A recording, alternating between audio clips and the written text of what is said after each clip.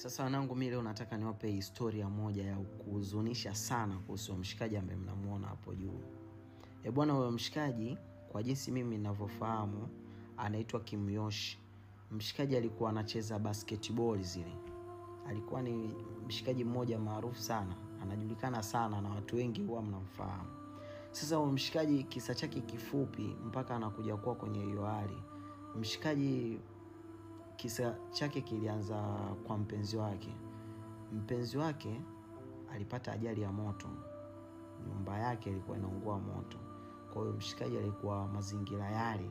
Sasa katika kuwa kwenye yale mazingira ikabidi aingie katika yale mambo ya kumuokoa mpenzi. Si unajua kwa katika ile hali ya kumuokoa mpenzi ikatokea mpenzi wake ameokolewa, ametoka nje, lakini yeye akawa amekwamia kwenye moto.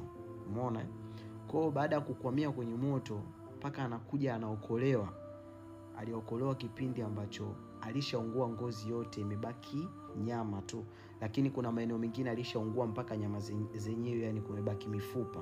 Mfano mkono wake mmoja, sawa, mkono wake mmoja uliungua wote kiasi kwamba ikabidi ukatwe, maana alikuwa ni uongo kuujazia nyama ule mkono.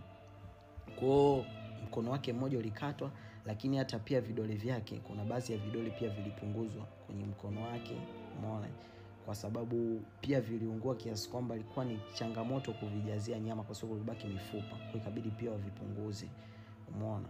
Lakini kutokana na kwamba ilikuwa kidogo ana kijiuwezo na nini, ilifika wakati akatibiwa mpaka akawa kwenye hiyo hali ambayo mnamuona. Kwa anaweza kutembea, lakini tayari kashakuwa mlemavu, hana mkono.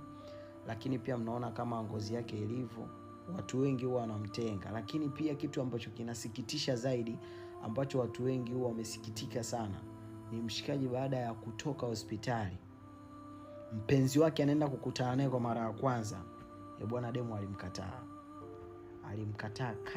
kata. Akasema mimi siwezi kuishi na mtu ambaye yupo kwenye hali kama hii. Yaani siwezi kuishi na mtu ambaye ana muonekano mbaya. Yaani siwezi. Kwa demu kafika kati akamkataa kabisa mshikaji.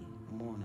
Wakati huo kumbuka mshikaji ametoka hospitali, ana shintano, nyumba zilishauzwa nini. Yaani vitu vyake vyote vilishauzwa kwa ajili ya matibabu, kwa sababu matibabu yake yamechukua muda mrefu sana. Kwa mpaka anakuja kuwa kwenye hiyo hali ambayo mnamuona nayo hapo, imetumika hela nyingi sana. Lakini pia ni jambo lenyewe pia la kumshukuru Mungu, kwa sababu yani amemtoa kwenye kipindi kigumu sana. Sasa demu wake alikuja akaolewa na mshikaji mwingine, na mshikaji